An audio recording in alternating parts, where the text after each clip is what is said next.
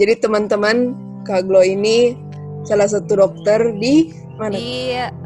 Sekarang tugas di rumah isolasi milik Dinas Kesehatan Pemkot Manado, rumah isolasi COVID-19, merawat pasien reaktif dan pasien konfirmasi positif dengan atau tanpa gejala. Jadi sebagai salah satu yang terlibat dalam penanganan COVID-19, sudah sejauh mana penanganan COVID-19 ini khususnya di Manado? Kalau dari yang Kak lihat untuk penanganan dari pemerintah kerjasama dengan kesehatan memang sudah cukup baik dibandingkan dengan lalu-lalu. Ya, kalau dibandingkan dengan lalu kan karena masih kurang koordinasi. Kalau menurut Kak sih dari yang sekarang itu sudah lebih bagus, lebih terkoordinasi.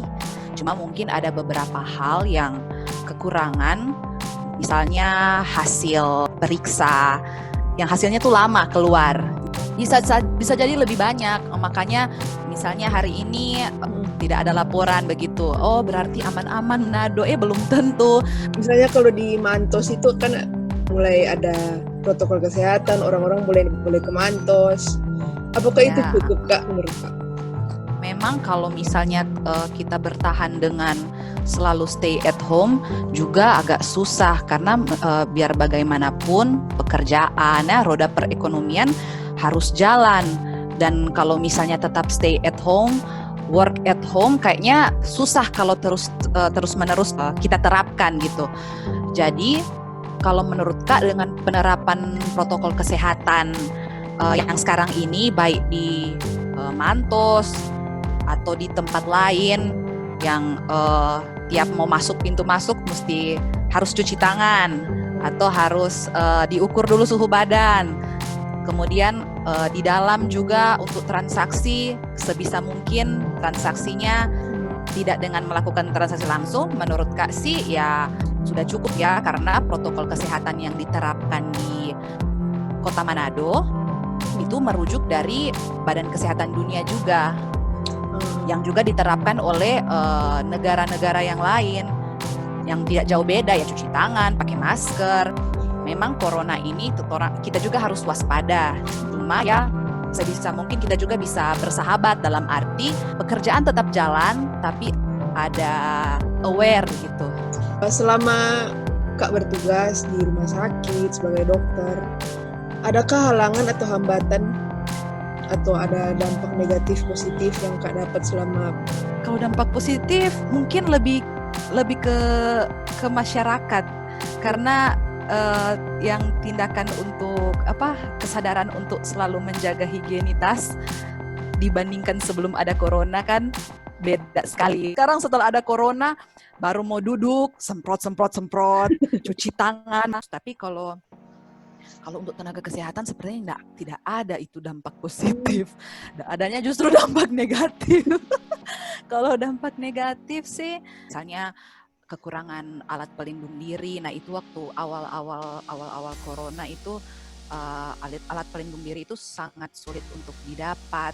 Tapi sekarang bersyukur sudah lebih diperhatikan oleh pemerintah. 2, pakai APD itu sebenarnya tidak nyaman ya.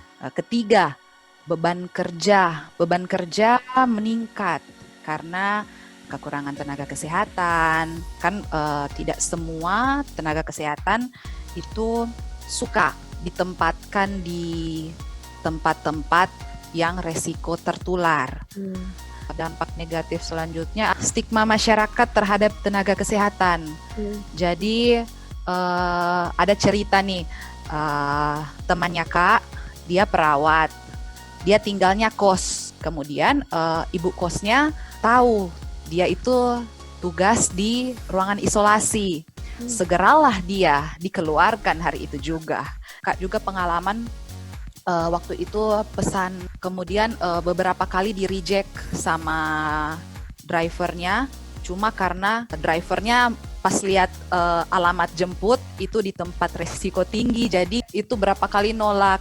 Dengan adanya COVID-19 ini, adakah dampak terhadap sikap toleransi dan integrasi, Kak? Kalau mau bilang sikap toleransi, ya memang berkurang karena stigma masyarakat yang takut dekat-dekat dengan tenaga kesehatan. Tapi tidak semua seperti itu. Ada juga yang mendukung. Apa harapannya untuk ke depan, kesan-pesannya buat teman-teman nanti yang dengar? Ya, nomor 1 seperti biasa, tetap jaga kesehatan, stay safe, tetap perhatikan protokol kesehatan, dan jangan lupa satu yang terpenting, tidak memandang bahwa dia itu teman atau saudara. Ini virus yang kita sama-sama tidak terlihat, kita sama-sama tidak bisa melihat itu virus. Oh, dia saudara saya, enggak apa-apalah kalau misalnya kita duduk sama-sama tidak pakai masker. Oh, tidak seperti itu. Jadi banyak sekali itu kasus-kasus yang karena itu pemikiran seperti itu, tapi ternyata salah satu anggota keluarganya ada yang carrier atau bahkan dia positif tapi tidak bergejala. Nah itu, jadi tetap teman-teman di luar sana tetap pakai masker ya, pakai masker, jangan dikasih turun sampai tutup mulut, itu berarti masker mulut. Masker itu harus menutupi hidung dan mulut ya. Dan kalau lepas masker, jangan lepas masker sembarangan. Ada itu yang lepas masker sembarangan, kalau sudah dilepas itu langsung dibuang. Jadi ya itu sih pesan terakhirnya, tetap perhatikan protokol kesehatan.